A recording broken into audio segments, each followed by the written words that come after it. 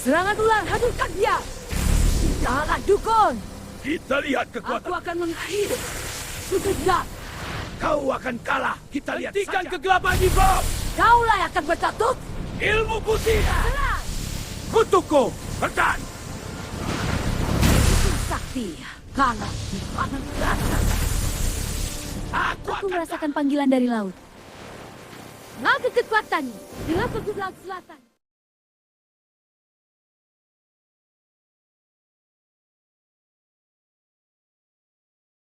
Halo, ini Pitua Sugi, saya ingin bercerita tentang bikin merinding.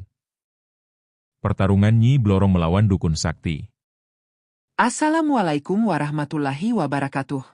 Malam ini kita akan menyelami kisah tentang Laut Selatan yang menyimpan rahasia kelam, janji berdarah, dan pertarungan dua kekuatan purba yang mengguncang sebuah desa kecil. Siapkan hati dan keberanian, karena setiap bisikan angin dan debur ombak menyimpan tanda bahwa legenda belum benar-benar berakhir. Malam ini semuanya akan terungkap secara nyata. Desa Karangtirta berdiri sunyi di pesisir selatan Jawa, di antara tebing kapur yang menjulang dan debur ombak Samudra Hindia yang tak pernah benar-benar tidur. Setiap pagi, kabut asin menggantung rendah, menyelimuti rumah-rumah kayu beratap rumbia dan hamparan sawah yang dulu menghijau luas. Dahulu, desa itu dikenal sebagai tanah yang diberkahi. Lautnya murah ikan, sawahnya selalu panen berlimpah, dan warga hidup tentram dalam kesederhanaan. Tawa anak-anak terdengar hingga senja, dan pasar kecil desa selalu ramai oleh hasil bumi yang melimpah. Namun kemakmuran itu runtuh tanpa tanda. Dalam beberapa bulan saja, hasil tangkapan nelayan merosot drastis. Jaring-jaring diangkat dalam keadaan kosong, seolah laut menelan seluruh isinya. Sawah yang biasa menguning indah kini retak dan mengering sebelum masa panen tiba. Air sumur berubah keruh dan berbau anyir. Warga mulai jatuh sakit dengan gejala aneh, demam tinggi yang datang tiba-tiba, tubuh lemas, dan mimpi buruk yang sama setiap malam. Petaka semakin menjadi ketika ternak-ternak warga ditemukan mati mendadak tanpa luka sedikit pun. Mata sapi dan kambing membelalak seakan menyaksikan sesuatu yang mengerikan sebelum ajal menjemput. Pada malam hari, angin laut bertiup lebih dingin dari biasanya, membawa suara tangisan perempuan yang panjang dan memilukan. Tangisan itu terdengar jelas di antara deru ombak, seolah memanggil, menagih, atau memperingatkan. Desas-desus pun menyebar cepat. Nama yang lama tak berani disebut kembali terdengar berbisik di dapur-dapur dan balai desa, Nyi Blorong. Ratu ular penjaga pesisir selatan itu diyakini telah bangkit. Konon, leluhur desa pernah membuat perjanjian gaib demi kemakmuran instan. Jika benar, maka mungkin kini saatnya janji itu ditagih. Warga mulai saling curiga, takut, dan menyalahkan satu sama lain. Ketakutan memuncak ketika seorang anak kepala dusun jatuh sakit parah. Dalam igauannya, ia menyebut sosok perempuan berambut panjang dengan mata berkilau keemasan dan tubuh bersisik. Warga akhirnya sepakat, ini bukan sekadar bencana alam. Dalam keputusasaan, mereka memanggil seorang dukun sakti yang namanya telah lama dikenal hingga ke desa-desa jauh, Ki Jagat Wisesa.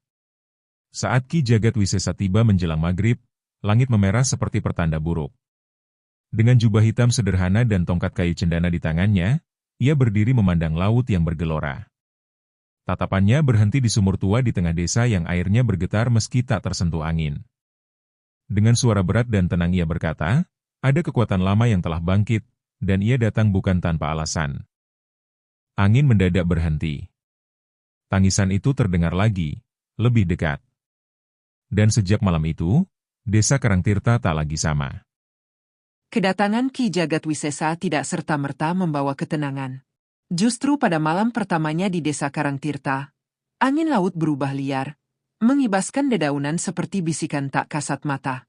Ia meminta seluruh warga memadamkan lampu lebih awal dan berkumpul di balai desa. Dengan mata terpejam, ia menancapkan tongkat cendananya ke tanah, lalu membaca doa-doa kuno yang bergetar rendah. Tanah di bawahnya terasa hangat, seolah menyimpan bara yang belum padam. Kutukan ini bukan baru, gumamnya pelan. Ini utang lama, yang sudah jatuh tempo. Keesokan paginya, Ki Jagat Wisesa meminta diantar ke sumur tua yang berada tepat di tengah desa. Sumur yang semalam airnya bergetar tanpa sebab. Lumut tebal menyelimuti dinding batunya, dan bau anyir menyeruak dari dalamnya. Saat ia menaburkan bunga 7 rupa ke permukaan air, gelembung-gelembung kecil muncul dari dasar, membentuk lingkaran yang tak wajar. Sekilas, di pantulan air keruh itu, tampak bayangan sisik berkilau keemasan bergerak lambat, lalu menghilang. Warga yang menyaksikan mundur dengan wajah pucat. Ki Jagatwisesa lalu memanggil para tetua desa untuk membuka kembali kisah lama yang selama ini dikubur rapat-rapat. Dengan suara gemetar, seorang kakek tertua akhirnya mengakui bahwa puluhan tahun silam, kepala desa pertama Karangtirta pernah melakukan ritual pesugihan di tepi pantai selatan. Demi kemakmuran instan, ia memanggil penguasa laut dan membuat perjanjian rahasia. Desa memang menjadi makmur sejak saat itu. Panen melimpah, ikan tak pernah habis, emas mengalir dari perdagangan. Namun tak ada yang tahu pasti apa yang dijanjikan sebagai gantinya. Catatan tua kemudian ditemukan di loteng rumah kepala desa sekarang. Sebuah naskah usang berhuruf Jawa kuno yang sebagian tintanya telah pudar. Ki Jagatwisesa membacanya dengan dahi berkerut. Dalam naskah itu tertulis tentang janji darah keturunan yang harus dibayar pada waktu tertentu, saat tanda-tanda alam berubah dan suara laut tak lagi bersahabat. Jika janji itu diingkari, maka sang ratu ular akan bangkit menagih bukan hanya satu nyawa, melainkan keberkahan seluruh desa. Sore harinya, langit mendadak menggelap lebih cepat dari biasanya. Awan menggumpal pekat di atas laut, meski tak ada hujan yang turun. Seekor ular kecil berwarna keemasan ditemukan melingkar di depan pintu rumah kepala desa. Sisiknya berkilau seperti logam. Ular itu tak menyerang, hanya menatap tajam sebelum akhirnya menghilang ke balik retakan tanah. Peristiwa itu menyebar cepat, memperkuat keyakinan warga bahwa Nyi Blorong benar-benar telah bangkit. Di tengah kepanikan, anak kepala dusun yang sakit tiba-tiba sadar dari pingsannya. Namun suaranya berubah berat dan berdesis. Ia berbicara tentang janji yang dikhianati, tentang emas yang dinikmati tanpa rasa syukur, dan tentang waktu yang telah habis. Tubuhnya melengkung aneh sebelum akhirnya jatuh tak sadarkan diri lagi. Ki Jagatwisesa menahan warga yang hendak mendekat. Ia hanya perantara, katanya tegas. Yang berbicara bukan dirinya. Malam berikutnya, Ki Jagatwisesa melakukan semedi di tepi pantai tempat ritual lama diyakini pernah terjadi. Ombak bergulung tinggi, meski angin tak terlalu kencang. Dalam keheningan itu, ia melihat bayangan masa lalu. Seorang lelaki bersimpuh di pasir, menyodorkan sesaji dan darah ayam hitam ke laut yang berkilau keemasan. Dari dalam ombak, muncul sosok perempuan berambut panjang dengan tubuh berkilau seperti sisik emas. Tangan mereka bersentuhan, dan perjanjian pun terikat. Ki Jagatwisesa terbangun dari penglihatannya dengan napas berat.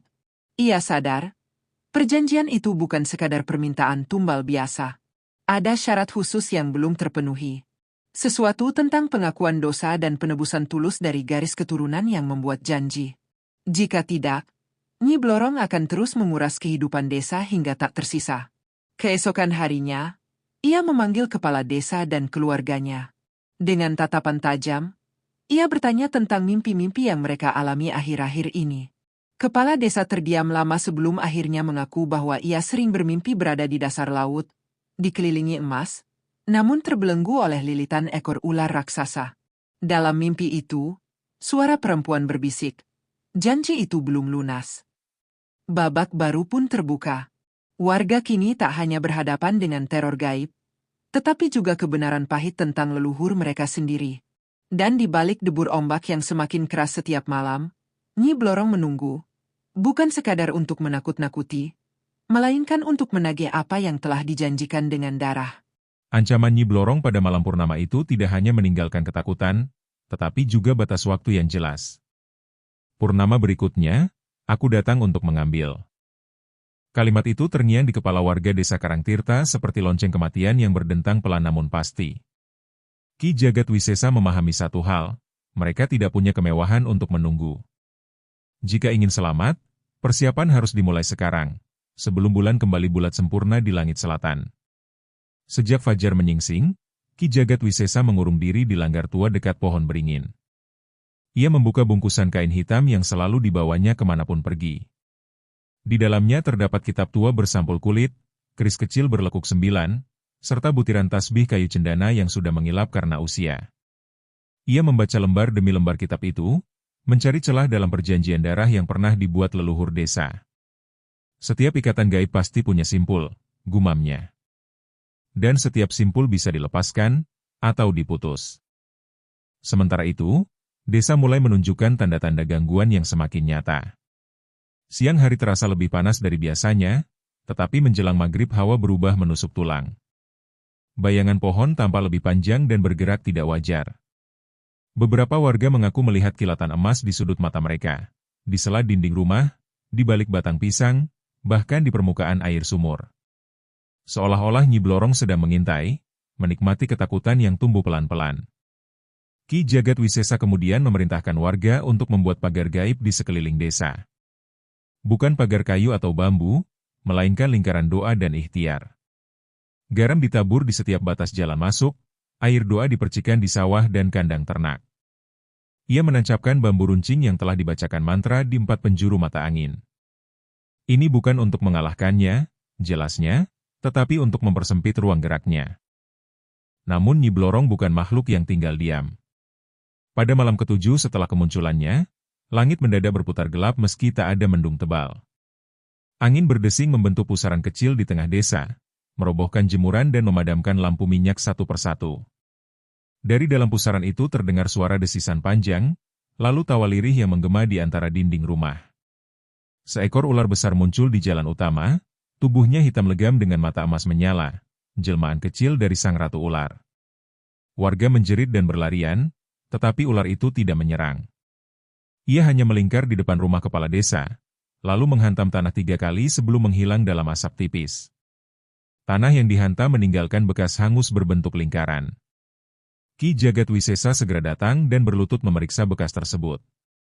Ia menyadari itu bukan sekadar ancaman, itu adalah tanda. Tanda bahwa waktu mereka benar-benar hampir habis. Malam itu juga, Ki Jagat Wisesa memutuskan untuk melakukan duel energi pertama secara terbuka. Ia berdiri di tengah lapangan desa, menyalakan dupa dan membakar kemenyan hingga asapnya membumbung tinggi.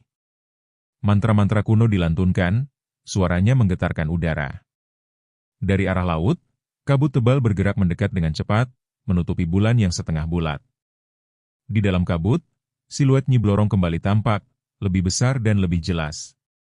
Tanpa banyak kata, benturan pertama terjadi. Cahaya kebiruan dari tongkat Ki Jagat Wisesa melesat seperti kilat, bertabrakan dengan semburan aura keemasan dari tubuh Nyi Blorong. Udara bergetar keras, membuat atap-atap rumah berderak. Tanah retak tipis di beberapa titik, dan sumur tua kembali bergolak hebat. Warga hanya bisa menyaksikan dari kejauhan, terdiam antara harapan dan ketakutan. Namun kekuatan Nyi Blorong jauh melampaui perkiraan. Setiap mantra yang dilepaskan Ki Jagat Wisesa mampu ditahan, bahkan dipantulkan kembali dengan tekanan lebih besar. Keris kecil di tangan sang dukun bergetar keras hingga hampir terlepas. Nafasnya mulai berat, lututnya bergetar, tetapi ia tetap berdiri. Aku tidak melawan untuk emas, katanya lantang. Aku melawan untuk menebus kesalahan yang bukan milikku. Kabut akhirnya menghilang, tetapi bukan karena kemenangan. Nyi Blorong mundur perlahan, menyisakan tawa rendah yang bergema di udara malam. Ki Jagat Wisesa jatuh berlutut, tongkatnya retak halus di bagian ujung. Ia sadar satu hal yang pahit, ilmu putih yang ia miliki belum cukup kuat untuk menandingi murka sang ratu ular. Jika mereka ingin selamat, dibutuhkan sesuatu yang lebih dari sekadar mantra, dibutuhkan pengorbanan dan kebenaran yang benar-benar diakui. Dan purnama berikutnya kini terasa semakin dekat. Retakan di ujung tongkat Ki Jagat Wisesa belum sempat diperbaiki ketika pertanda baru muncul. Pagi itu, kabut tak kunjung terangkat dari permukaan tanah, padahal matahari sudah tinggi. Ayam-ayam tidak berkokok. Anjing-anjing melolong menghadap laut. Desa Karangtirta seperti menahan napas panjang. Ki Jagat Wisesa berdiri memandangi garis pantai yang tampak lebih gelap dari biasanya. Ia tahu, mundurnya Nyi Blorong bukan berarti menyerah.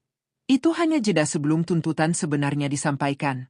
Menjelang siang, seorang perempuan muda bernama Ratri, putri sulung kepala desa, mendadak pingsan di halaman rumahnya. Tubuhnya kaku, matanya terpejam namun air mata mengalir tanpa henti.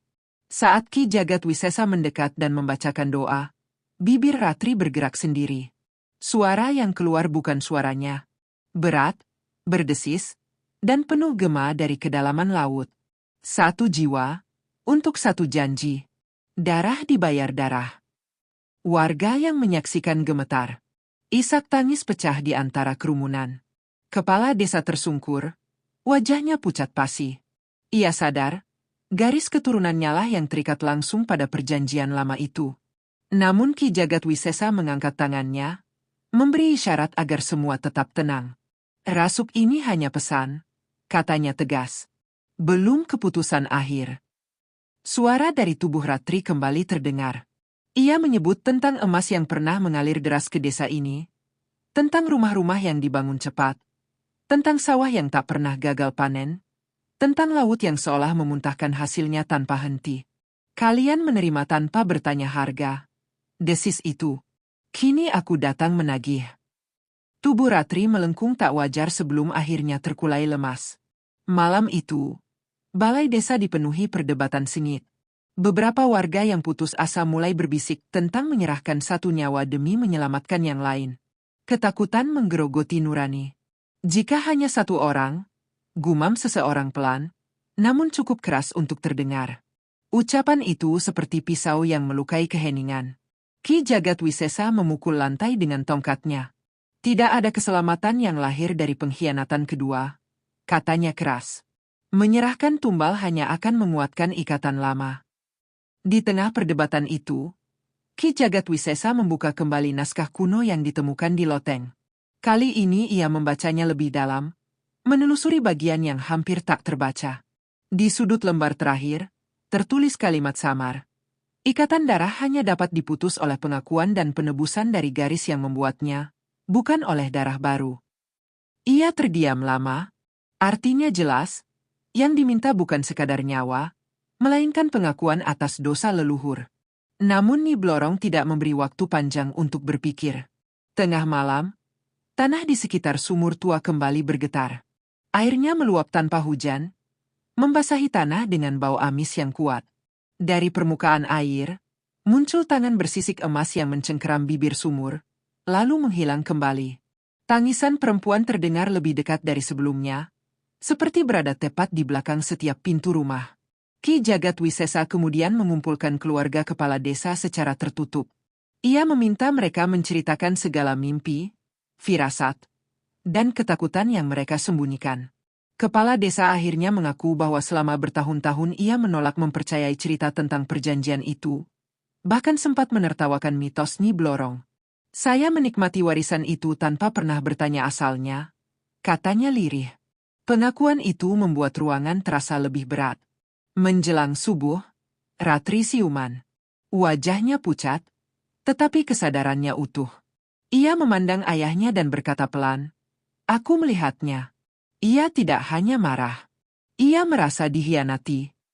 Kalimat itu membuat Ki Jagatwisesa semakin yakin bahwa inti masalah bukan sekadar tumbal, melainkan janji yang dipatahkan tanpa penebusan. Kini desa berada di persimpangan paling gelap. Jika mereka memilih menyerahkan satu jiwa, mungkin teror berhenti, atau mungkin justru semakin besar. Jika mereka memilih melawan tanpa memahami akar perjanjian, kehancuran bisa datang lebih cepat. Di bawah langit yang mulai memucat oleh cahaya fajar, Ki Jagatwisesa menatap laut dan berbisik. Purnama semakin dekat, dan keputusan harus dibuat sebelum ia datang untuk mengambil sendiri. Purnama tinggal 3 malam lagi ketika Ki Jagatwisesa akhirnya mengumumkan keputusan yang membuat seluruh desa Karangtirta terdiam. Mereka tidak akan menyerahkan tumbal. Mereka akan memutus perjanjian itu di tempat ia pertama kali diikat, di tepi pantai selatan, tepat di garis pertemuan pasir dan ombak. Ikatan lahir di sana, ucapnya tenang namun tegas, maka di sana pula ia harus diakhiri. Tak ada sorak setuju, hanya napas berat dan wajah-wajah tegang yang menyadari bahwa mereka akan menghadapi kekuatan yang jauh lebih tua dari usia desa itu sendiri. Sejak pagi, persiapan dilakukan dengan sunyi namun terarah. Para lelaki mengumpulkan kayu untuk membuat lingkaran api, para perempuan menyiapkan sesaji bukan berupa emas atau darah, melainkan hasil bumi terakhir yang tersisa, padi kering, buah kelapa, air bersih dari mata air bukit. Ki Jagatwisesa menolak segala bentuk persembahan yang berbau keserakahan. Kita tidak datang untuk bertransaksi, katanya, Kita datang untuk mengakui dan menebus. Sementara itu, laut menunjukkan gelagat yang tak biasa. Ombaknya tidak tinggi, tetapi bergerak lambat dan berat, seperti tubuh raksasa yang sedang berbalik di kedalaman. Burung-burung camar tak terlihat sejak siang, dan langit tampak pucat meski matahari bersinar. Ratri, yang sejak rasukan menjadi lebih peka, beberapa kali memegang dadanya dan berkata bahwa ia bisa merasakan tatapan dari bawah air. Ki Jagat Wisesa memintanya tetap berada di dekatnya saat ritual nanti, bukan sebagai tumbal, melainkan sebagai saksi garis keturunan. Malam purnama pun tiba. Bulan menggantung bulat sempurna, cahayanya menyiram pasir dengan warna perak dingin. Lingkaran api dinyalakan, membentuk batas antara warga dan laut. Ki Jagat Wisesa berdiri di tengah lingkaran dengan tongkatnya yang telah diikat kain putih pada bagian yang retak. Di hadapannya, kepala desa dan keluarganya bersimpuh, membawa naskah kuno perjanjian sebagai simbol pengakuan. Ritual dimulai dengan doa panjang yang menggema di antara debur ombak. Suara Ki Jagat Wisesa tidak lagi hanya seperti suara manusia. Ia terdengar berlapis, seolah para leluhur yang pernah menjaga tanah itu ikut bersuara melalui dirinya. Ia memanggil saksi langit, bumi, dan laut. Ia menyebut nama leluhur yang dahulu membuat perjanjian, lalu dengan lantang mengakui kesalahan yang diwariskan tanpa disadari. Tiba-tiba, suhu udara turun drastis. Api dalam lingkaran menari liar meski tak ada angin kencang. Permukaan laut yang semula tenang mulai bergetar, membentuk pusaran besar tepat di depan mereka. Dari dalam pusaran itu, cahaya emas memancar menyilaukan. Sosok Nyi Blorong perlahan muncul, lebih megah dan mengerikan dari sebelumnya. Rambutnya berkibar seperti arus air, dan sisiknya memantulkan cahaya bulan hingga menyilaukan mata. Pengakuan bukanlah pembayaran, suaranya menggema, membuat pasir bergetar. Ekor raksasanya menghantam ombak, menciptakan gelombang yang hampir menembus lingkaran api. Beberapa warga terjatuh, tetapi Ki Jagat Wisesa mengangkat tongkatnya tinggi-tinggi. Cahaya putih kebiruan memancar, menahan air agar tak melewati batas. Retakan di tongkatnya mulai melebar, seolah tak mampu lagi menahan tekanan besar itu. Kepala desa dengan suara gemetar mulai membaca pengakuan yang telah disiapkan. Ia mengakui keserakahan leluhurnya, mengakui bahwa kemakmuran yang mereka nikmati bukan murni hasil kerja keras semata. Ia bersumpah melepaskan segala ikatan yang tidak diridai, bahkan jika itu berarti desa harus memulai dari nol. Ratri kemudian melangkah maju, air matanya jatuh ke pasir. Kami tidak meminta emas, katanya lirih namun jelas. Kami hanya ingin hidup tanpa hutang darah. Raungan panjang keluar dari tenggorokan Nyi Blorong. Cahaya emasnya beradu dengan cahaya putih dari tongkat Ki Jagat Wisesa, menciptakan kilatan yang membuat langit seakan terbelah. Ombak meninggi, angin berputar, dan pasir beterbangan. Lingkaran api hampir padam, tetapi warga serempak membaca doa, suara mereka bersatu menguatkan batas yang tersisa. Untuk sesaat, waktu terasa berhenti di antara dua kekuatan yang saling menekan. Lalu terdengar bunyi retakan keras. Tongkat Ki Jagat Wisesa patah menjadi dua, dan ia terlempar mundur hingga jatuh di pasir. Cahaya putih meredup drastis. Nyi Blorong melangkah maju, ekornya melewati batas air yang kini tak lagi tertahan sempurna. Namun tepat ketika ia hampir menyentuh lingkaran terakhir, naskah kuno di tangan kepala desa terbakar sendiri oleh api yang tak terlihat.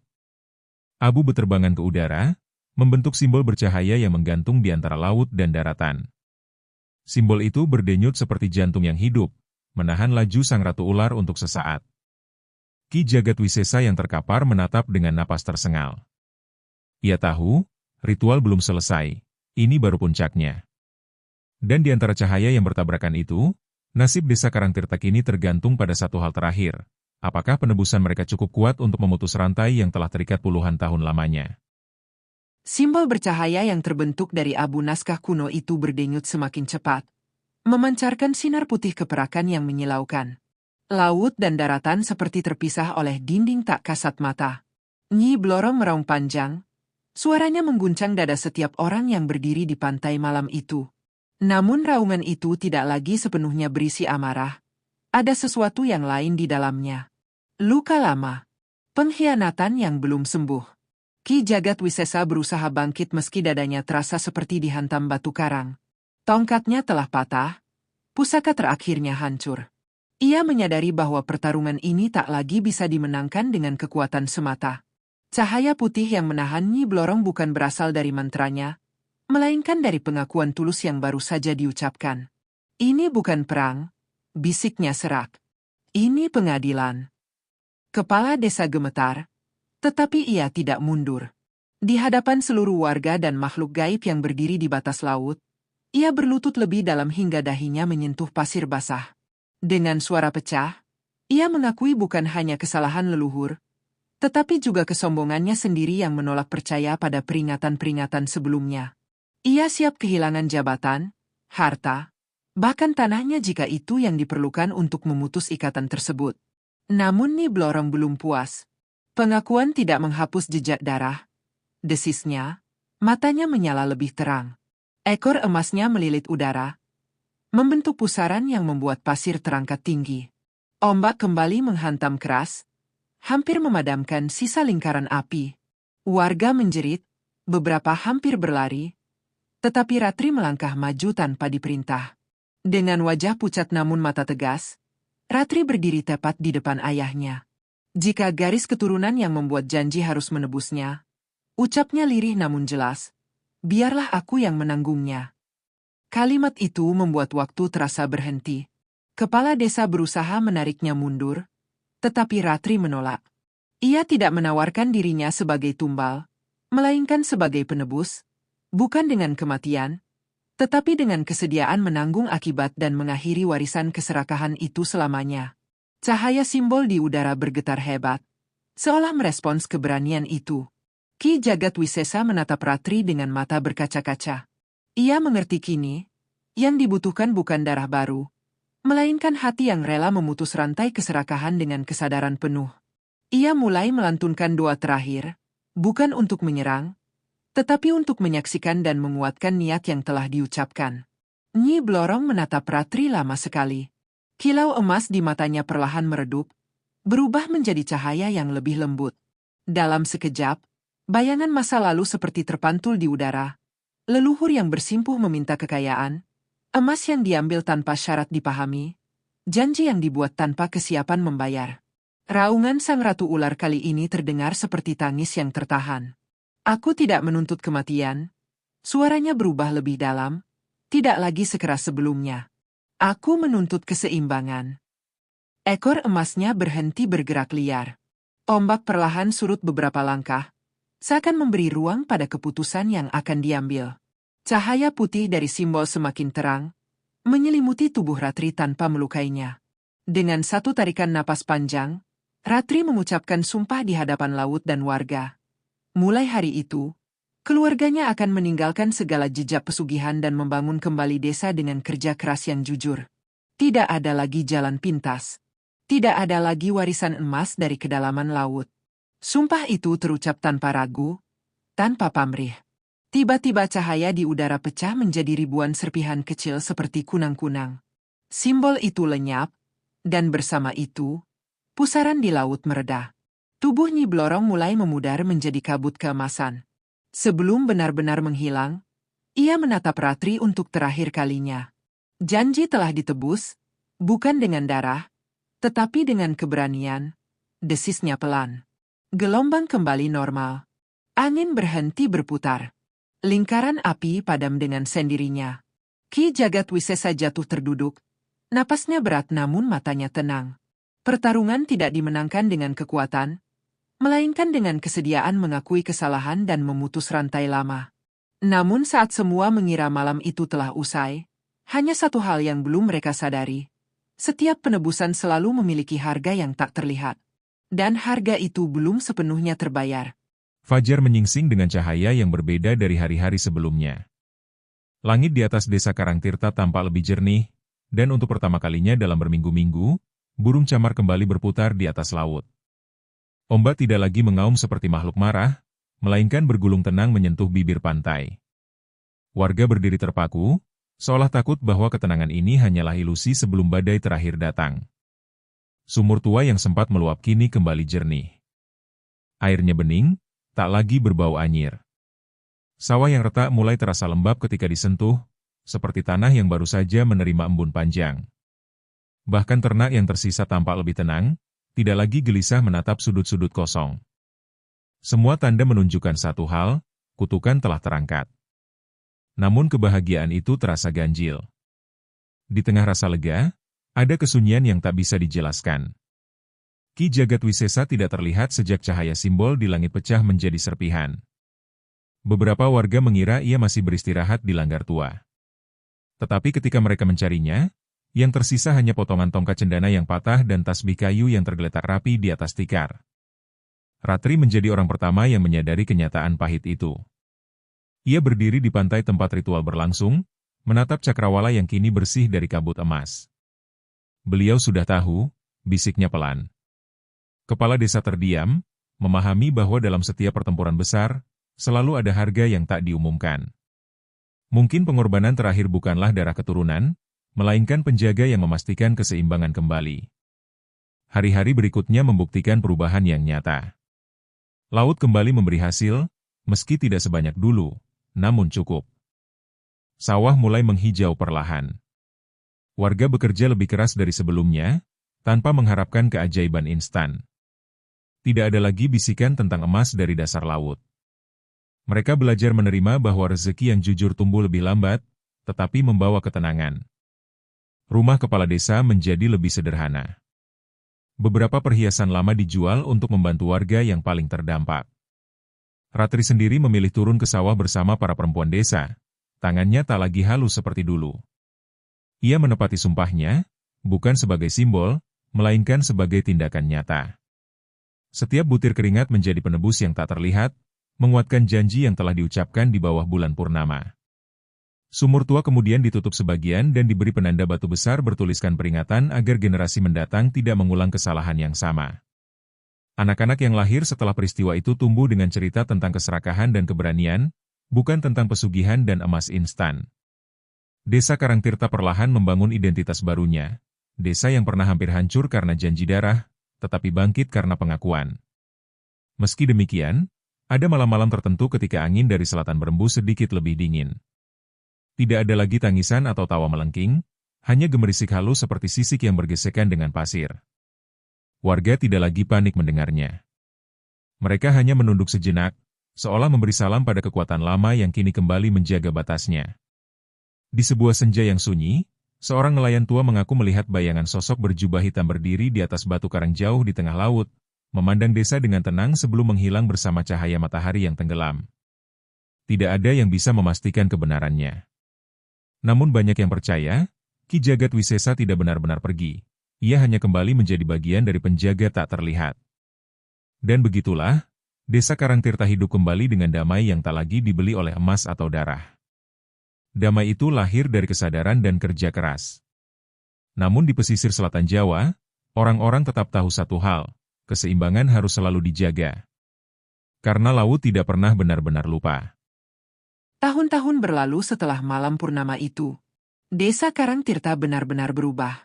Tidak lagi dikenal sebagai desa kaya mendadak, tetapi sebagai desa pekerja keras yang bangkit dari kehancuran. Sawah menghijau lebih alami, laut memberi secukupnya, dan anak-anak tumbuh dengan cerita tentang keberanian, bukan pesugihan. Nama Nyi Blorong tak lagi disebut dengan bisik ketakutan, melainkan sebagai pelajaran tentang keseimbangan. Namun kedamaian seringkali menyimpan gema masa lalu. Pada suatu malam ketika bulan hanya separuh, seorang pemuda nelayan bernama Surya terlambat pulang melaut. Ia bersikeras mencari ikan lebih jauh dari biasanya demi membuktikan keberaniannya. Perahu kecilnya hanyut terlalu dekat ke wilayah yang dulu disebut Jalur Emas. Jalur cahaya bulan yang pernah menjadi tempat kemunculan sang ratu ular. Air laut malam itu terlalu tenang. Terlalu sunyi. Surya bersumpah melihat kilatan cahaya emas di bawah perahunya. Ia menunduk, mengira hanya pantulan bintang. Namun dari dalam air yang gelap, dua mata kuning menyala perlahan terbuka. Tidak ada pusaran, tidak ada raungan. Hanya tatapan yang tenang dan dalam. Tubuh Surya membeku. Perahunya bergetar pelan seolah disentuh sesuatu yang besar di bawahnya. Keesokan paginya, Surya ditemukan terapung dekat pantai. Hidup, tetapi berubah. Rambutnya memutih sebagian, Matanya sering kosong menatap laut. Ia tidak berbicara selama 3 hari. Saat akhirnya bersuara, ia hanya mengucapkan satu kalimat pelan. Ia tidak marah. Ia hanya mengawasi. Kabar itu menyebar cepat. Ratri yang kini membantu mengelola desa mendatangi Surya dan mencoba menenangkannya. Namun jauh di dalam hatinya, ia merasakan getaran lama yang pernah ia rasakan malam purnama itu. Bukan ancaman. Bukan tuntutan. Melainkan pengingat. Sumur tua yang telah ditutup batu besar tiba-tiba mengeluarkan bunyi gemericik kecil di malam hari. Tidak keras, tidak menyeramkan, tetapi cukup untuk membuat orang yang mendekat merinding. Airnya tetap jernih. Tidak ada bau anyir. Hanya terasa lebih dalam dari sebelumnya. Pada suatu senja, Ratri berdiri di pantai tempat ritual dulu dilakukan. Angin menyentuh rambutnya lembut. Ombak datang dan pergi dengan irama stabil. Lalu, di antara cahaya matahari yang hampir tenggelam, ia melihat bayangan samar di permukaan air. Sekilas sisik emas berkilau, lalu lenyap. Ia tidak lari. Ia tidak takut. Ia hanya menunduk perlahan, seperti memberi salam. Karena kini ia mengerti sesuatu yang tidak dipahami leluhurnya dulu. Nyi Blorong bukan sekadar makhluk yang menuntut tumbal. Ia adalah penjaga keseimbangan. Ketika manusia serakah, ia menjadi murka. Ketika manusia sadar, ia kembali mengawasi dalam diam. Desa Karangtirta tetap hidup, tetap bekerja, tetap berdoa. Namun setiap kali bulan purnama datang dan jalur cahaya memanjang di atas laut selatan, warga selalu menutup pintu lebih awal, bukan karena takut, melainkan karena hormat. Dan jauh di dasar laut yang tak tersentuh cahaya matahari, sesuatu masih bergerak perlahan, menunggu jika suatu hari keseimbangan itu kembali dilanggar. Musim berganti, dan Karangtirta tidak lagi dikenal sebagai desa terkutuk. Namun mereka juga tidak pernah menyebut diri mereka desa yang selamat. Mereka menyebutnya desa yang diingatkan. Setiap tahun saat purnama terbesar datang, warga berkumpul di pantai bukan untuk ritual gaib, melainkan doa syukur. Tidak ada sesaji emas. Tidak ada darah. Hanya hasil bumi dan air bersih sebagai simbol kerja keras. Ratri kini menjadi sosok yang dihormati. Bukan karena garis keturunannya, tetapi karena keberaniannya berdiri di antara laut dan desa pada malam paling menentukan itu. Namun sejak kejadian Surya melihat mata emas di bawah laut, Ratri mulai merasakan sesuatu yang berbeda dalam dirinya. Kadang ia terbangun tengah malam dengan suara ombak yang terdengar terlalu jelas di telinganya, meski rumahnya jauh dari pantai. Suatu malam, ia bermimpi berjalan di dasar laut tanpa tenggelam. Rambutnya melayang seperti terendam air, dan di hadapannya berdiri sosok perempuan bermahkota sisik emas. Tidak ada amarah di wajah itu. Tidak ada desisan. Hanya tatapan panjang yang sulit ditafsirkan. Keseimbangan tidak pernah berhenti dijaga, suara itu bergema tanpa suara. Dan setiap penjaga memiliki penerus. Ratri terbangun dengan napas tercekat. Di telapak tangannya terdapat bekas samar seperti pola sisik yang berkilau sesaat sebelum memudar. Ia tidak menceritakan hal itu pada siapapun. Tetapi sejak malam itu, hewan-hewan laut mendekat lebih jinak padanya. Nelayan yang berangkat bersamanya selalu pulang dengan hasil cukup. Bukan berlimpah, tetapi cukup. Di sisi lain desa, sumur tua kembali menunjukkan keanehan kecil. Bukan teror, bukan luapan. Hanya sesekali airnya berkilau terkena cahaya bulan, seperti memantulkan emas dari kedalaman. Anak-anak yang penasaran sering mencoba mengintip, tetapi selalu merasa seolah ada tatapan dari bawah sana. Tatapan yang tidak jahat, namun penuh perhitungan. Beberapa orang tua mulai berbisik bahwa keseimbangan telah berubah bentuk. Dulu Nyi Blorong menagih karena dikhianati. Kini ia menjaga karena dihormati. Namun menjaga bukan berarti tidur. Laut Selatan tetaplah Laut Selatan, dalam, luas, dan menyimpan rahasia yang lebih tua dari desa manapun. Pada suatu senja berangin, badai kecil tiba-tiba muncul tanpa tanda. Perahu-perahu hampir terbalik. Warga panik di dermaga. Ratri berdiri di tepi pantai, menatap ombak yang meninggi. Tanpa sadar, ia melangkah maju dan berbisik pelan ke arah laut, memohon bukan sebagai penantang, tetapi sebagai penjaga yang memohon keseimbangan. Ajaibnya, badai itu mereda secepat kemunculannya. Warga menyaksikan dengan mata tak percaya. Tidak ada cahaya emas. Tidak ada sosok raksasa. Hanya laut yang kembali tenang, seolah mengerti bahasa yang tak terdengar. Sejak saat itu, desas-desus baru muncul, bahwa Karangtirta kini tidak hanya memiliki sejarah kelam, tetapi juga pelindung yang tak kasat mata. Ratri mulai memahami takdirnya bukan sebagai tumbal, melainkan sebagai jembatan. Ia bukan milik laut, tetapi juga tidak sepenuhnya lepas darinya. Ia adalah pengingat hidup bahwa janji bisa ditebus tanpa darah, dan kekuatan terbesar bukan pada ilmu hitam atau putih, melainkan pada kesadaran menjaga keseimbangan. Dan jauh di bawah laut selatan, di istana yang dindingnya berkilau seperti emas cair, Nyi Blorong membuka mata perlahan. Bukan dengan murka, melainkan dengan senyum tipis yang nyaris tak terlihat. Karena selama manusia masih belajar dari keserakahan, ia tidak perlu bangkit sebagai ancaman. Ia cukup menjadi bayangan di kedalaman. Menunggu. Selalu menunggu. Pada akhirnya, kisah ini bukan sekadar tentang Nyi Blorong, bukan hanya tentang Ki Waringin Ireng, bukan pula tentang desa yang hampir hancur oleh kutukan, melainkan tentang keseimbangan yang selalu menuntut harga, tentang manusia yang belajar bahwa kekuatan bukan untuk dimiliki melainkan untuk dihormati, dari laut yang menyimpan janji darah, dari hutan yang memelihara dendam purba, hingga seorang gadis bernama Ratri yang berdiri di antara dua kegelapan tanpa mahkota dan tanpa takhta. Hanya dengan keberanian dan kesadaran bahwa dunia tidak membutuhkan pahlawan yang menang, tetapi penjaga yang mengerti batas. Dan ketika cahaya emas serta asap hitam akhirnya mereda, yang tersisa bukanlah kemenangan atau kehancuran, melainkan pemahaman